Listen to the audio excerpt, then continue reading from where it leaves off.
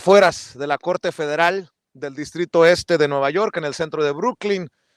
Le doy la bienvenida a dos amigos respetados, admirados, colegas que nos van a ayudar a analizar, a desmenuzar los primeros argumentos, los primeros alegatos en el juicio de Genaro García Luna contra Genaro García Luna. Saludo al maestro Francisco Paco Cruz, autor de García Luna, el Señor de la Muerte. Desde acá te mando un abrazo, Paco. Muchas gracias por llegar a la cita con la audiencia de Sin Censura. Vicente, ¿cómo estás? Pues mira, por fin empezó, ¿no? Estamos ya en el inicio, pero mira, sería bueno aclararle a los escuchas, a los seguidores de Sin Censuras, cómo se lleva a cabo un juicio, ¿no? Las etapas. Esta es la segunda, que recuerde la gente para que se sienten. La primera etapa es la selección de jurados, luego la exposición inicial del caso, el interrogatorio directo, contrainterrogatorio y el alegato final. Así que va por etapas, no es una cosa en desorden, y los jurados, las 18 personas que fueron seleccionadas, los titulares y los suplentes, prácticamente se convierten en los jueces cada uno, tienen el poder del Estado para castigar o no castigar a los ciudadanos acusados de algún delito. En este caso, Genaro García Luna, ¿sí? Están ellos por encima de todo. Los jurados tienen la potestad del Estado para castigar o no castigar a Genaro García Luna. Claro que sí, déjame saludar también al maestro Jaime Hernández, editor de La Jornada Sin Fronteras en el gran periódico La Jornada. Querido Jaime, pues aquí, ante las primeras declaraciones tanto de los fiscales como del abogado defensor de Genaro García Luna, y creo que ya tenemos carnita para arrancar. ¿Cómo te va, Jaime? Muy buenos días, querido Vicente, muy buenos días, maestro Paco. Pues nada, aquí, lo que tú digas. Pregunta, que ya estamos dispuestos aquí. Bueno, déjenme preguntarles cómo ven estas declaraciones, estos argumentos iniciales de la defensa, sobre todo, del abogado de Castro, mi querido Paco, que dice, le pide a los miembros del jurado que no tomen en cuenta las declaraciones de estos personajes que serán los testigos protegidos, los testigos cooperantes, porque son de los criminales más peligrosos del mundo, porque son personajes que están dispuestos a todo por revancha contra Genaro García Luna, su defendido, su cliente, porque en su tiempo como superpolicía los arrestó, los extraditó, y que no se presten a esto de que el que ríe al último ríe mejor, en referencia a lo que, según el abogado defensor, estarán haciendo los testigos cooperantes.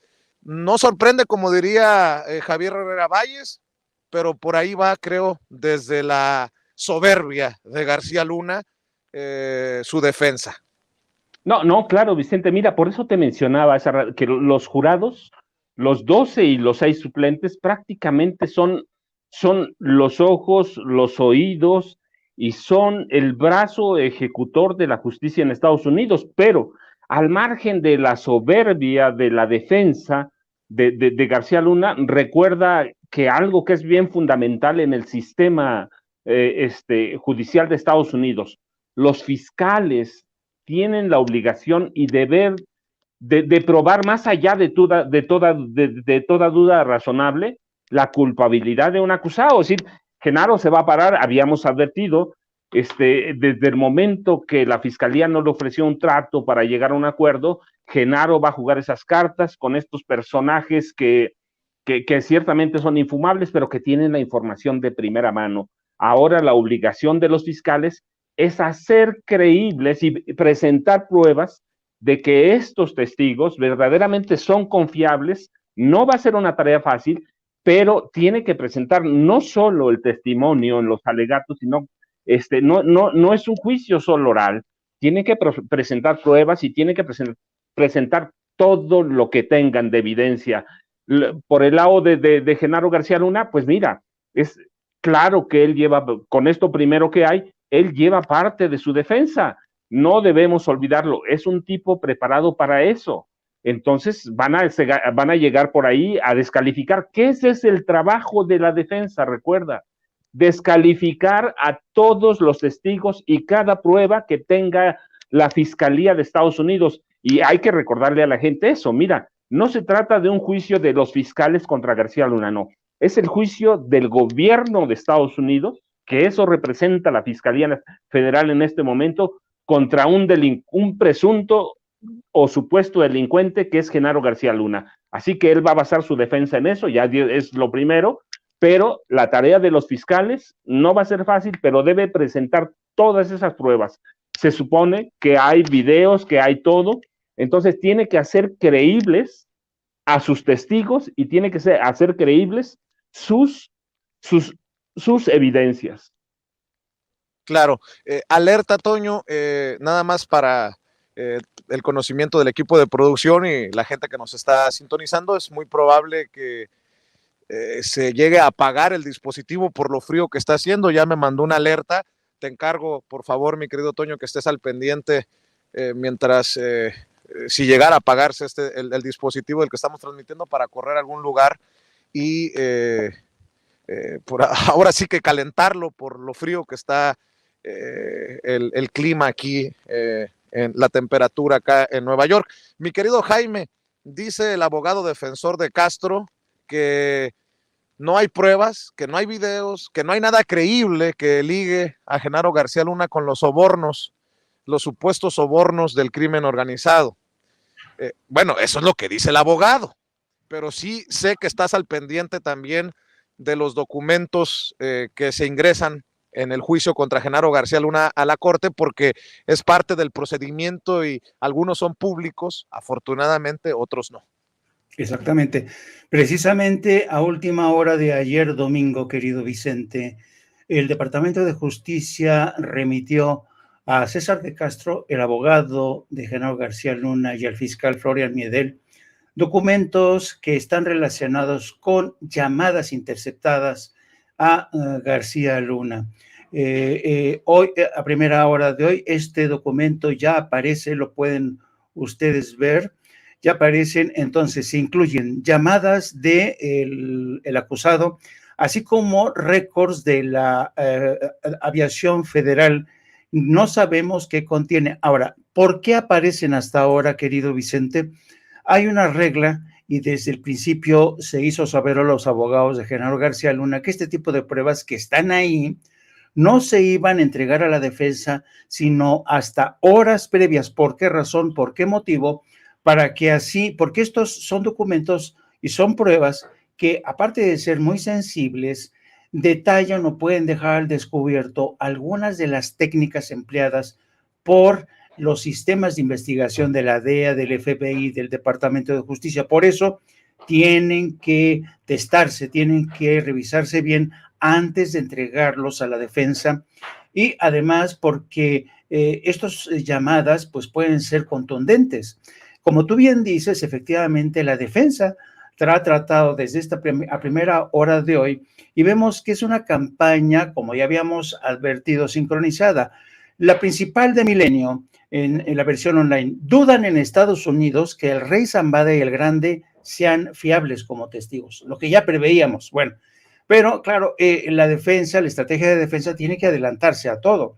Entonces, anoche nos enteramos por estos documentos que le fueron entregados ya algunas grabaciones de teléfonos y también algunos récords en materia de aviación. Ahora, lo que se sabe hoy de la primera hora de lo que la acusación, ya hemos atendido lo que dijo la defensa, pero los fiscales, en boca de Philip Pilmar, acusó a Genaro García Luna hoy, en el primer día de juicio, acusó a Genaro García Luna de haber traicionado a su país, pero también a Estados Unidos, por haber participado, por haberse liado en el tráfico de drogas, y a su vez la defensa le dijo al jurado que por favor no se confíen mucho de los testigos, porque este juicio va a estar basado en cimientos muy inestables.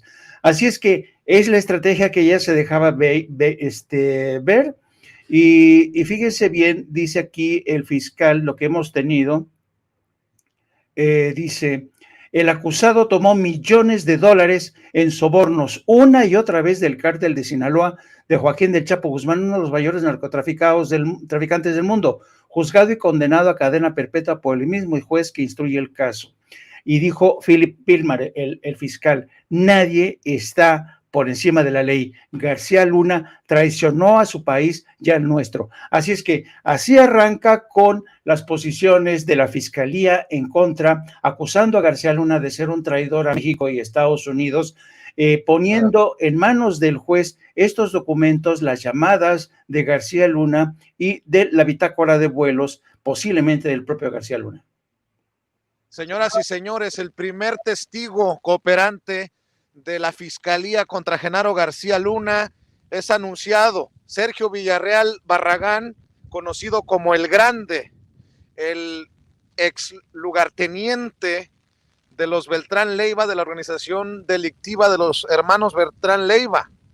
Él asegura que estuvo presente en algunos momentos cuando Arturo Beltrán Leiva, abatido por las autoridades en Morelos, personalmente sobornó a Genaro García Luna. Eso es lo que nos está informando Keegan Hamilton, el corresponsal de Vice News.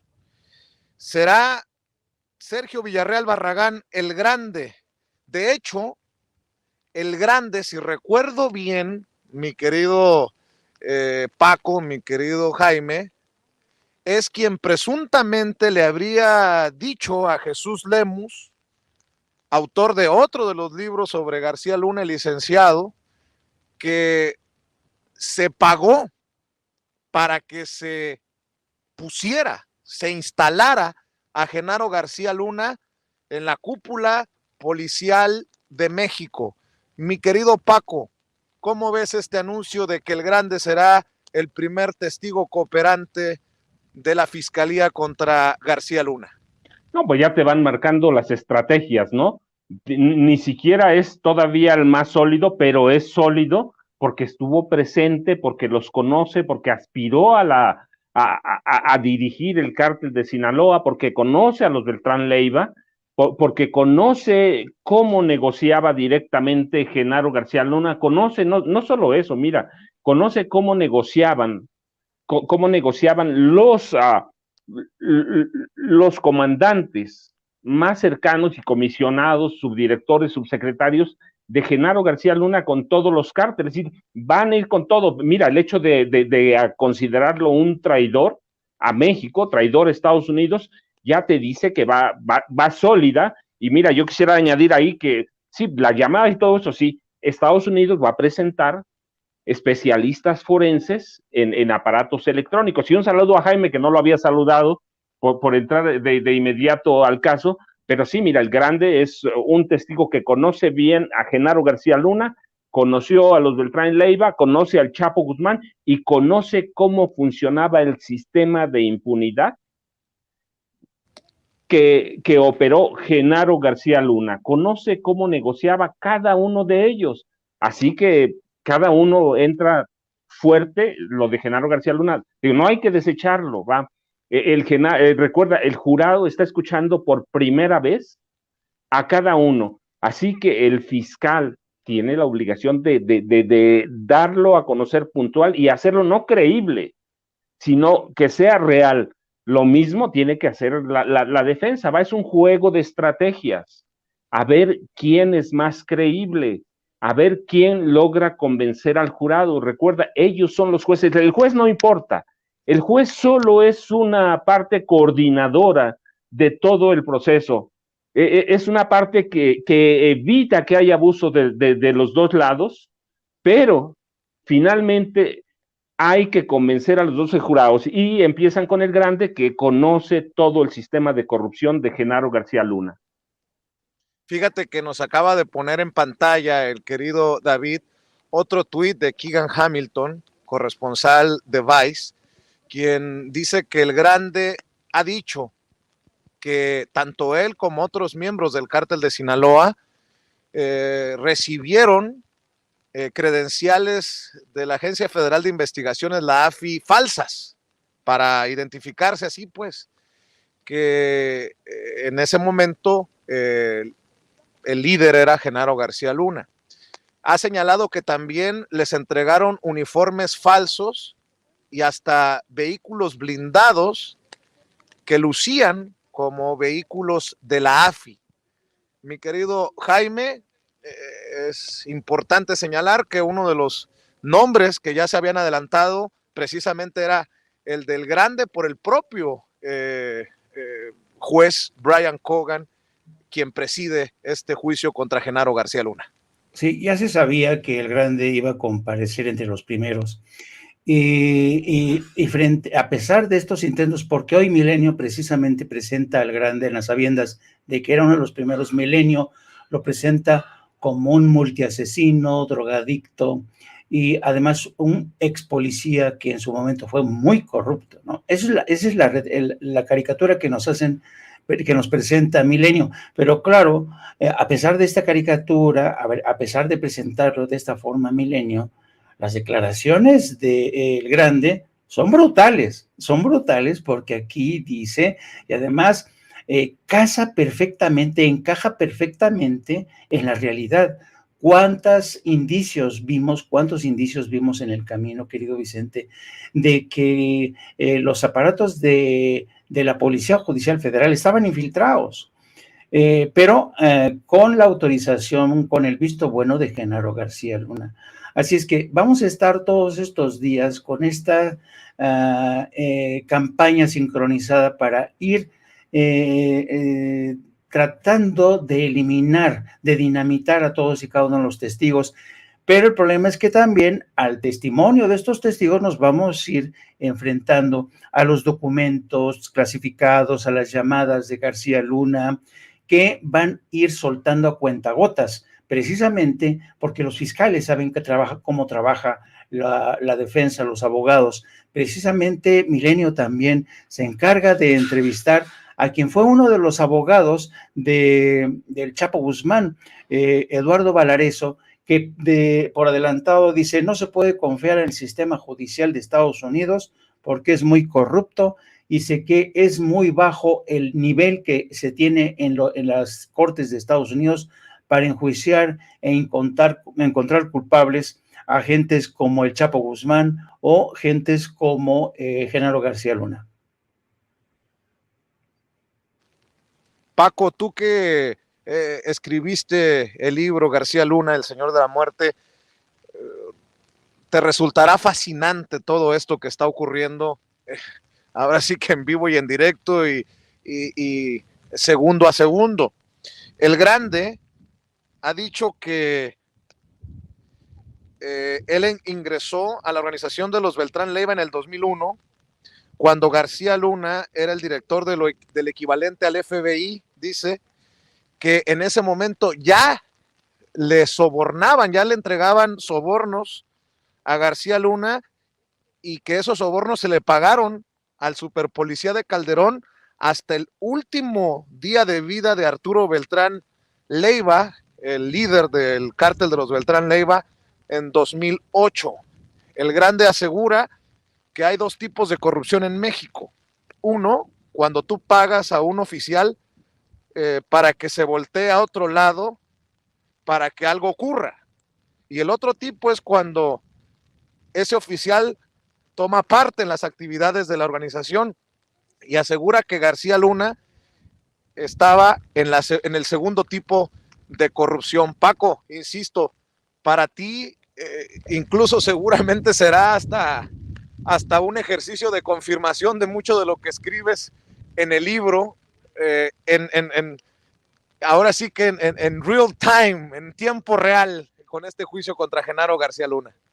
Mira, nada más para que la gente recuerde algunas cosas, el poder del Grande, ¿qué tanto era? Era la Barbie, Edgar Valdés Villarreal, llamaba a Arturo Beltrán Leiva, que era el poder de los Beltrán Leiva, lo llamaba tío, al Grande lo llamaba papá, Apá era su apodo. Y hace rato comentabas cómo negociaban los uniformes. No, mira, rentaban los uniformes. Genaro García Luna, que no soltaba nada, le rentaba los uniformes, le rentaba las placas, las charolas y le rentaba las patrullas. Hay testimonios como en Monterrey, ¿sí? De a 10,000 pesos por noche cada patrulla. ¿Sí? Entonces, no, mira, el poder del grande es fundamental porque conoce a la Barbie desde que empezó Genaro García Luna, desde que llegó a la Agencia Federal de Investigaciones.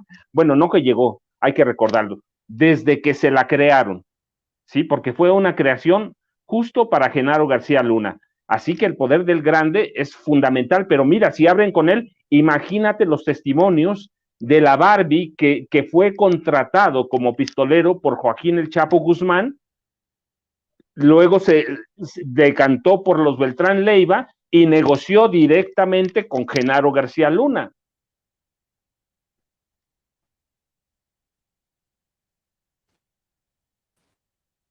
Imagínate, Paco, que esto está de tal magnitud que está hablando incluso el grande de cómo conoce a Amado Carrillo Fuentes, el Señor de los Cielos, y cómo Amado Carrillo Fuentes les dice o le entran, ¿no? Habla de cómo tuvo un topón con Amado Carrillo Fuentes en Chihuahua y que fue en los años 90 cómo fue reclutado por el cártel de Juárez, hasta la historia personal de un personaje como este, sin afán de glorificar o de juzgar al personaje, sino única y exclusivamente mis comentarios van en sentido de que estos son los testigos que se están presentando, o el primer testigo en este caso, en el juicio contra Genaro García Luna, Paco.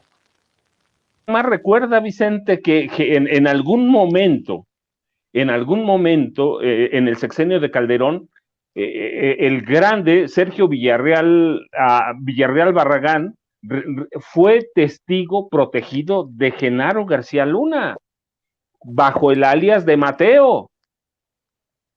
Entonces, ¿Cómo? Sí, alguna vez Genaro García Luna tuvo como informante protegido al grande. No, pues qué. O sea, lo conoce bien. Por eso se vuelven a encontrar aquí en Nueva York, aquí y ahora, como programa de una televisora. No, claro, pero mira, es importantísimo. Era informante protegido de García Luna.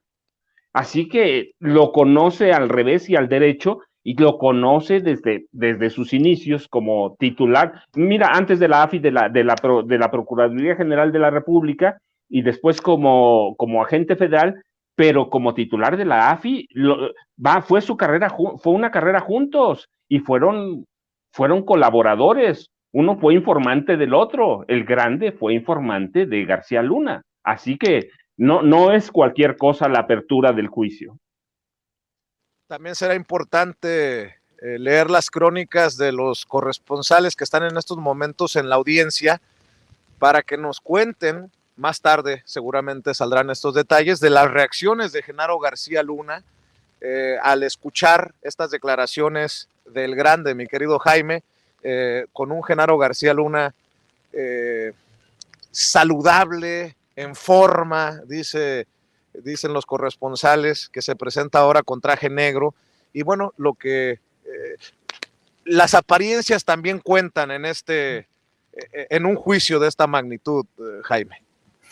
Fíjate que para mí como periodista, me resulta fascinante esta guerra de narrativas, porque por un lado tienes a la defensa pidiéndole al jurado que no crea solamente en el testimonio de expolicías corruptos, de criminales, de drogadictos, ¿no? Y por otro lado tienes a los fiscales que simple y llanamente les van a decir que este tipo traicionó a su gobierno, el de México y el de Estados Unidos, porque era un aliado indispensable de Estados Unidos, no hay que olvidarlo.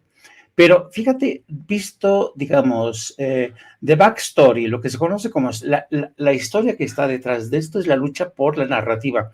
Y para mí es fascinante ver cómo en los testimonios de algunas crónicas que ya empezaron a despepitarse. Hay gente que pone siempre en el énfasis, después del primer testimonio del grande, dice, ha dicho esto, esto y esto y esto, ha dicho que cooperaba, ha dicho que él entregaba dinero, dice, pero siempre rematan con esta frase, no, pero no han ofrecido prueba alguna de esto. Es decir, vuelve a insistir algunos periodistas, por ejemplo, de medios como El País, que dicen, pero no han ofrecido ninguna prueba hasta ahora. La ventaja que tiene en este caso sin censura es que cuenta con un periodista como Paco Cruz, que es un tipo que viene estudiando estos casos, que se conoce de las alianzas precisamente del Calderonato con el crimen organizado, y te dice sin lugar de dudas, como lo acabas de escuchar, que el grande era informante de García Luna y García Luna era informante del grande. Lo acaba de decir en su testimonio el grande. Decía, García Luna nos daba información de quién estaba detrás de nosotros y además nos daba información de adversarios nuestros para que los pudiéramos abatir. O sea, y claro, tú haces toda una composición de escena con gente que ha vivido y ha registrado esta historia como Paco, don Paco, el maestro Paco, y ves cómo algunos periodistas que no tienen memoria histórica, no tienen registro, se dejan arrastrar, quizá porque les han dicho que tienen que poner en tela de juicio el testimonio de los testigos o simple y sencillamente porque desconocen del tema. Bueno, hay que también decirle a la audiencia que se espera que este juicio se extienda por 8 semanas mínimo, 2 meses, y que este es el primer agarrón, por decirlo de alguna manera. Este es el primer episodio, este es el primer round, Paco, y esto va para largo. Eso te explicaba al principio hoy que debíamos recordarle a la gente, Vicente, que cómo se llevan las etapas de un juicio. Sí, parece sencillo y parece que es algo, un caos, pero no, tiene un proceso y se tiene que ir presentando las pruebas. Mira, por ejemplo, ahora que recuerdo, el grande conoce bien las actividades de Iván Reyes Arzate, que era en su momento uno de los hombres más cercanos a Genaro García Luna. Sabe cómo negociaban. Se declaró culpable. Y que está en Estados Unidos. Entonces, te decías, es un proceso, es en etapas. Ya Estados Unidos, no es el fiscal, es Estados Unidos, que en eso se convierte el fiscal, en el representante del gobierno de Estados Unidos. Estados Unidos contra Genaro García Luna.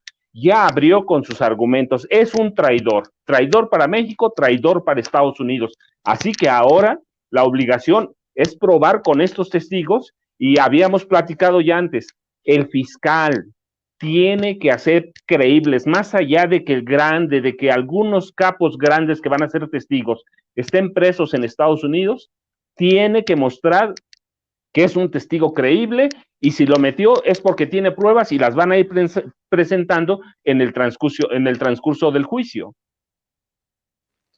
Ahora, otra cosa, por lo que dices, Paco, de que no son los fiscales, que son que es el gobierno de Estados Unidos, Jaime, lo que dice Paco Cruz tiene mucha relevancia, porque, a ver, no estamos jugando al juicio. Está de por medio la credibilidad del gobierno de Estados Unidos en caso de que llegara a ser...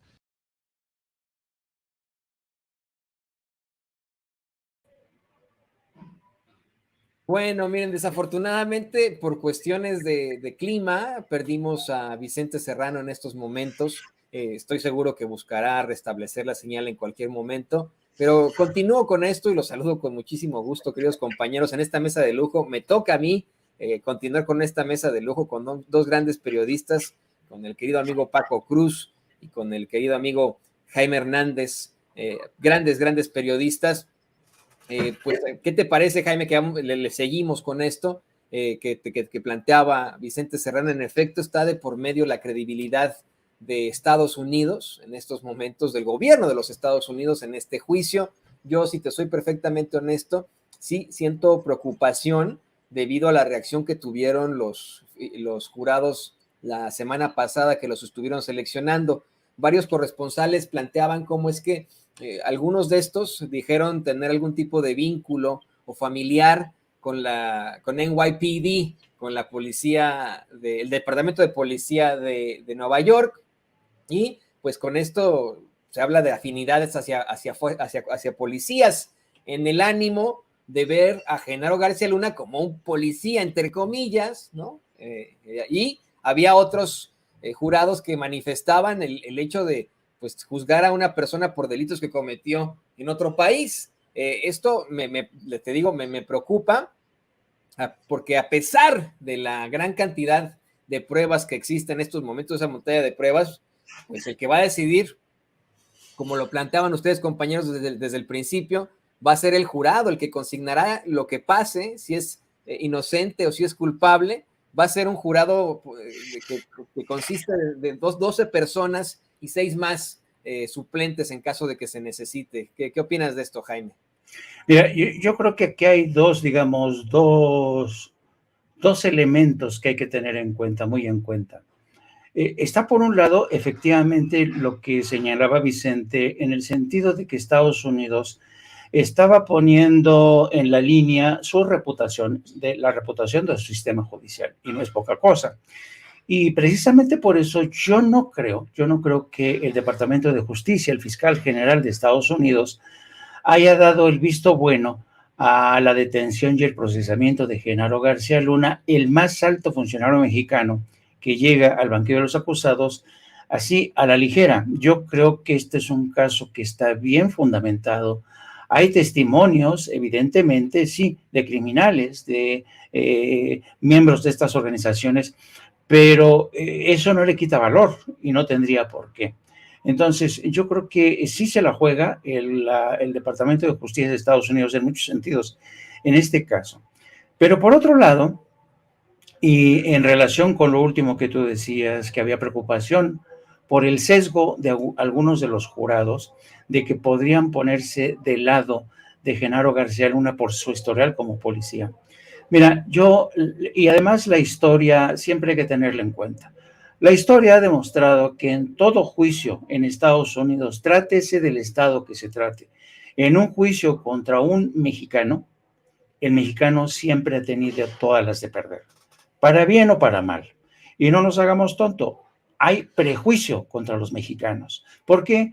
Porque todos los días la gran fabricante de imágenes y de prejuicios es Hollywood. Y en Hollywood siempre nos han mostrado cómo los ladrones, los delincuentes, los políticos republicanos siempre los han presentado.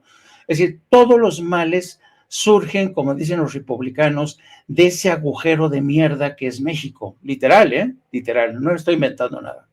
Por tanto, existe un prejuicio hacia todo lo que sea mexicano desde hace mucho tiempo.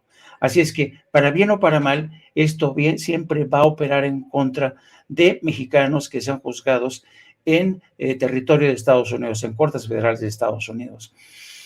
Y por eso a mí me resulta hasta cierto punto chocante que, aunque sea el Chapo, aunque sea Genaro García Luna, qué triste que tengan que ser juzgados en Estados Unidos y no en México. El problema es que ya sabemos que en México no hay un sistema judicial a la altura para sentar en el banquillo a estos criminales. No lo ha habido. Y cuando se han sido sentenciados, como ha sido el caso del Chapo Guzmán, se fugan de la cárcel. No una, sino varias veces. Entonces, ¿qué nos queda?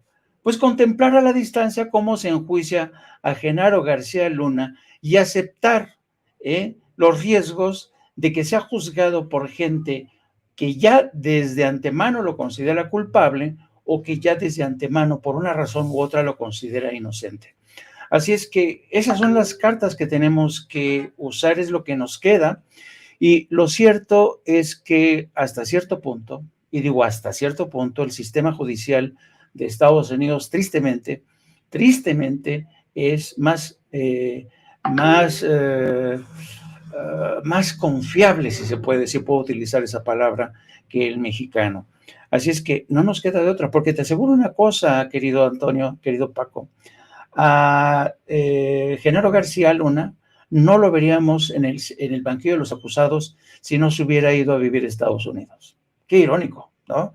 Así es que, pues vamos a ver lo que da de sí, vamos a ver cuáles son los testimonios que ofrecen todos y cada uno de los testigos de excepción, pero también vamos a ver las pruebas que van a sustanciar estas acusaciones y que la Fiscalía y el Departamento de Justicia va a ir soltando cuentagotas para dinamitar en tiempo real esta estrategia de desacreditar a los testigos.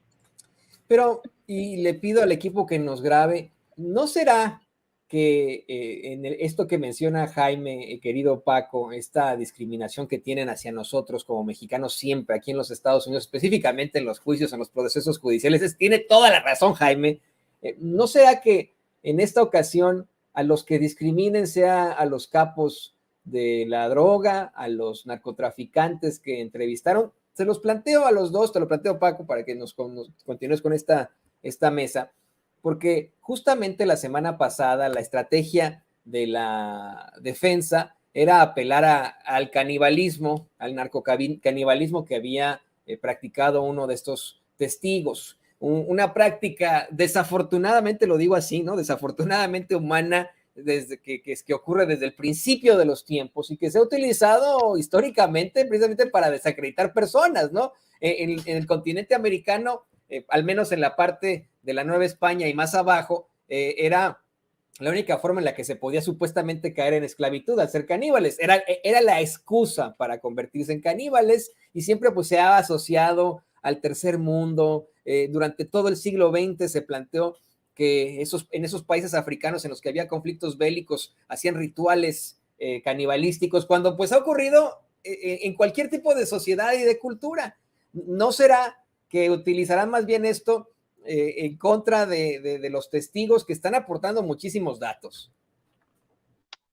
Mira, Toño, te voy a decir, como dicen en Estados Unidos cuando empiezan algunos juicios, en la selección del jurado, yo me queda claro lo que dices y tienes mucha razón por lo que se ve, pero también nosotros debemos un poco abstraernos de eso. Recuerda lo que dice, no se pueden sacar conclusiones antes de tiempo. Lo importante en estos juicios es quién tiene más credibilidad, cuál es la solidez de las evidencias, qué te va a dar esa credibilidad.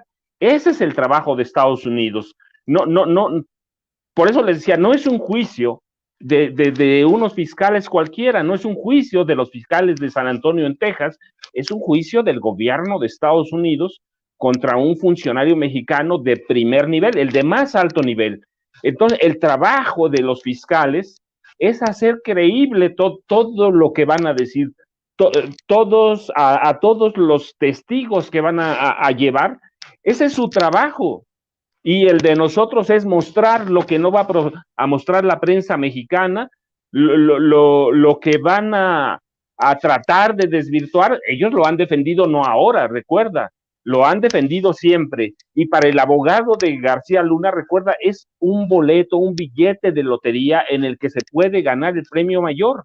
¿Sí? Es un abogado que de llegar a hacer un buen papel, va a tener trabajo a donde sea. Y así debemos entender los juicios. Es parte de un espectáculo que consiste en convencer a 18 personas. Mira, incluso yo les decía por eso, el juez no tiene nada que ver sino en la conducción del juicio para evitar abusos, para coordinar. El verdadero juicio va a ser una vez que termine el juicio y los jurados se metan a deliberar. Entonces, el trabajo de los fiscales de Estados Unidos, como el trabajo de la defensa, es impresionar y convencer a esas 18 personas, aunque 12 son los que van a entrar a las deliberaciones finales, los otros son suplentes. Entonces, hay que esperar, hay que ver la reacción de los jurados, hay que seguir las reacciones de García Luna y no hay que esperar un juicio fácil. Ya hoy se demostró, entonces tenemos que esperar y tenemos que entender que el juicio verdaderamente es al final, en la deliberación de los 12 jurados. Ha habido juicios que son históricos, hay historias impresionantes. Recuerda, no sabemos todavía quién va a ser el líder de los jurados, que siempre hay un líder, hay alguien que se encarga de defender a los demás cuando ya es causa perdida. Entonces tenemos algunos días para analizar a cada uno de los jurados, quién va a tomar el papel de líder y qué va a ser.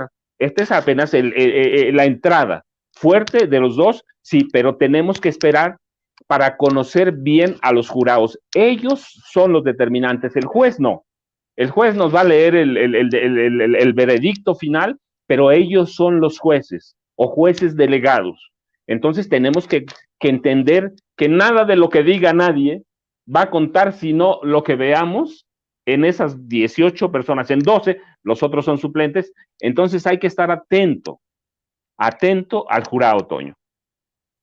No, y quisiera insistir en esto, estoy leyendo los mensajes en el chat y es muy importante, por supuesto, que usted que nos ve y que nos escucha participe y nos dé su punto de vista, especialmente en una situación tan dura. Le pido al equipo que nos grabe para escuchar el comentario de Jaime sobre esto.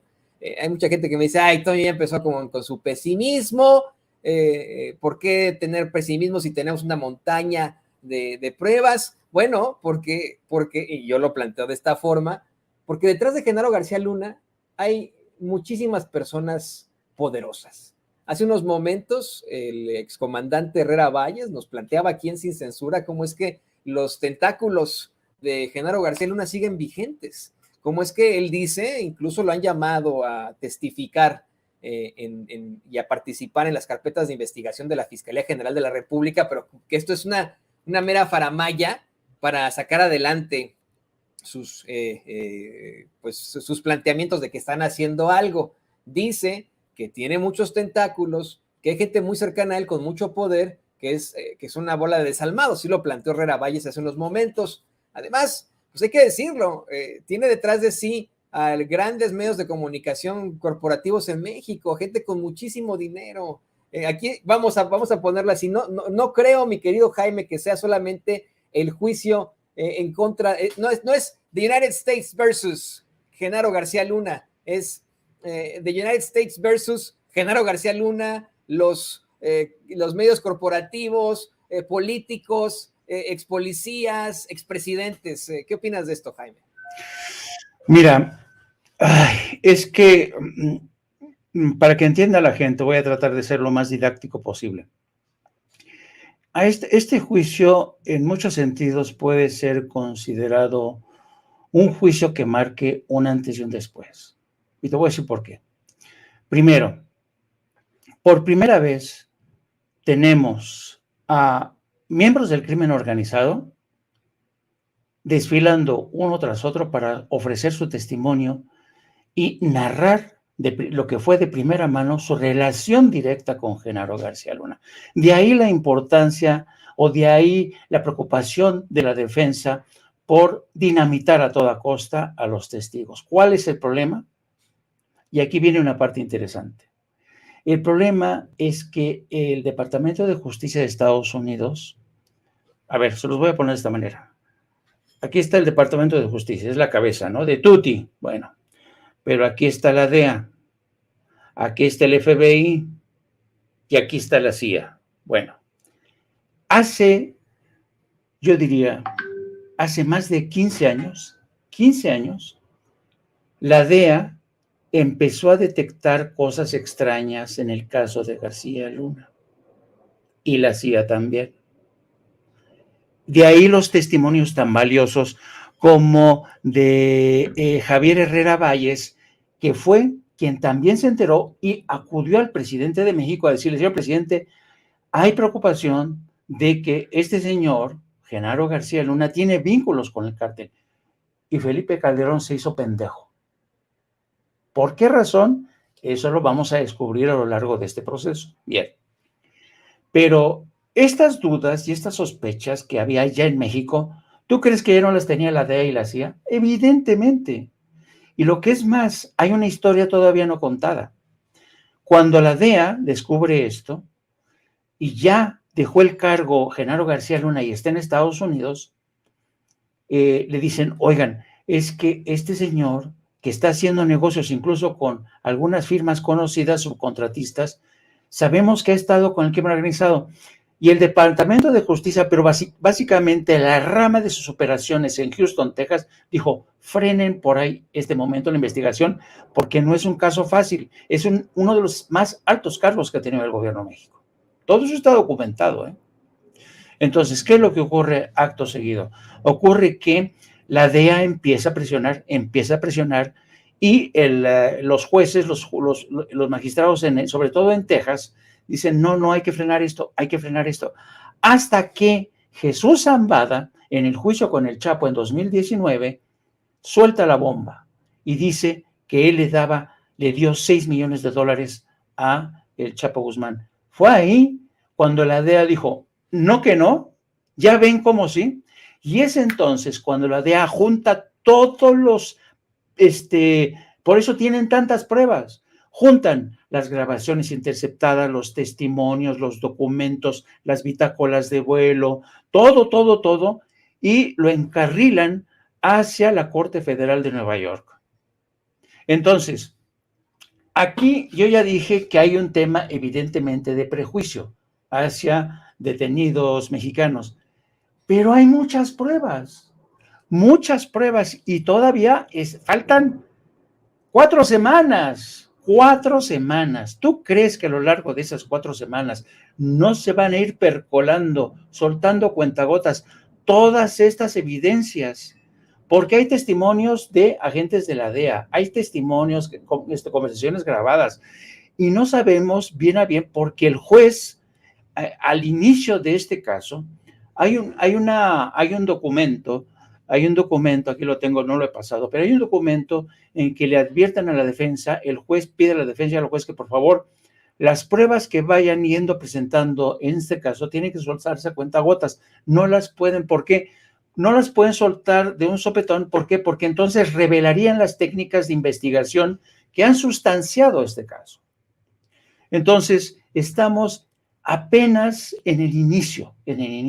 Yo estoy seguro que las pruebas de las que dice la defensa que no hay nada de pruebas, espérense un momento porque las pruebas van a caer. Estoy de ello seguro, querido Toño y Paco. Sí, tendrán que caer, y yo sí confío. Miren, mucha gente me critica a mí por hacer esto, queridos compañeros, pero yo sí confío en la justicia aquí en los Estados Unidos. No estoy diciendo que no haya corrupción o que no, o que no haya situaciones injustas, pero hasta cierto punto son creíbles sus instituciones, y considero que pues no podrán liberar a un hombre que es en verdad un peligro para nosotros como sociedad, ¿no? O sea, a mí me parecería un peligro tener este sujeto en las calles, en cualquier parte del mundo, y al pensar en nuestro futuro, en el futuro de nuestros hijos, de nuestros nietos, creo que ahí tendrán que concientizarlo los jurados. Y bueno, no me queda más que agradecerles, queridos compañeros, querido Jaime, querido Paco, por acompañarnos y hacer este análisis en esta mesa de lujo que le tenemos desde incluso Nueva York. Vicente Serrano está allá en Nueva York en estos momentos y ha estado muy pendiente de la transmisión. Está fuera de la Corte del Distrito Este de Nueva York, pero como hace mucho frío, los instrumentos que utilizamos, que es un teléfono, pues se congelan a veces y se nos va la batería. Está en esos momentos a punto de reconectarse. Querido Jaime, ¿por qué no nos compartes tus redes sociales para que la gente se ponga en contacto contigo? Sí, gracias, Toño, gracias, Paco. ¿Cómo no le presté a Vicente Serrano mi comal para calentar las tortillas? Hombre, lo hubiera venido re bien ahí con ese frío. Imagínate calentar el celular en el comal. Oh, pobrecito, o sea, de estar congelando nuestro Chente, ojalá que se recupere pronto la señal. Pues nada, les agradezco, querido Vicente, querido Toño, querido Vicente, querido Paco, haber compartido esta mesa de debate y análisis. Siempre un lujo, la verdad. Yo me considero muy afortunado de siempre coincidir con Paco, a quien respeto muchísimo, porque tiene una memoria de elefante el canijo que me da muchísima envidia. Así es que un placer. Les pido que me sigan en este canal hermano de No Apto para Cínicos. Iniciamos la transmisión en poco menos de 2 horas, también para seguir con este tema del juicio y todo lo que ha ocurrido con el presidente, otro reclamo contra el rector de la UNAM, los dimes y diretes por el tema de los rumores sobre la supuesta inminente muerte de Gertz Manero, así es que lo espero a las 2. Y también les pido que nos sigan a través de nuestras redes sociales en @Jaime Journo y también a través de la sección de La Jornada Sin Fronteras de nuestro gran periódico La Jornada. Un abrazo, caballeros. Un abrazo al querido Jaime, editor, como ya lo dijo, de la Jornada Sin Fronteras y legendario corresponsal de guerra, pero también otro legendario, yo aquí no soy nada, siempre lo quiero decir, pero hay otro legendario en esta mesa, el querido Paco Cruz, que ha hecho otras revelaciones extremadamente fuertes. Y querido Paco, pues también compártenos tus redes sociales, que cada vez se llenan de más gente que te sigue, que te busca ante pues estos planteamientos que haces, y sé que ustedes dos compañeros seguirán en estas mesas de lujo ante el juicio del siglo, ante el supertazón de los juicios. Querido Paco, compártenos por favor tus redes sociales. Toño, nada más debe recordar, Jaime, igual es un gusto, ya sabe, un placer, debe recordar, son 8 semanas como mínimo, estamos empezando, pero también la gente tiene necesidad, o bueno, debe entender cómo es el proceso del juicio, pero además, mira, al final también tiene que entender, y nosotros debemos entenderlo y explicarlo. El veredicto tiene que ser unánime, ¿eh? No, aquí no hay mayoría, no hay 11-1, no hay 10-2, es mayoría, tiene que ser unánime. Así que el trabajo del fiscal, el trabajo de la defensa de García Luna apenas empieza. Estamos en los primeros escarceos. Ya te dije, para mí ya el fiscal abrió, es un traidor a su patria y es un traidor a Estados Unidos. Pero estamos empezando, 8 semanas que se pueden prolongar a 10, las pruebas, las evidencias irán cayendo poco a poco. Entonces tenemos que esperar, recuérdate, esto es el juicio, pero el veredicto final es responsabilidad de 12 personas que tienen que ponerse de acuerdo unánime, ya iremos conociendo al jurado, ya iremos conociendo todo, y hay que esperar, Toño, ya lo iremos siguiendo, lo iremos analizando por día. Ya sabes, Toño, gracias, @Paco Cruz Jiménez en Twitter, Francisco Cruz Jiménez en Facebook, y les mando un abrazo, Jaime, Toño y Vicente, que ya está, que está por allá. Un abrazo para ustedes, queridos compañeros, y qué bueno que nos puedan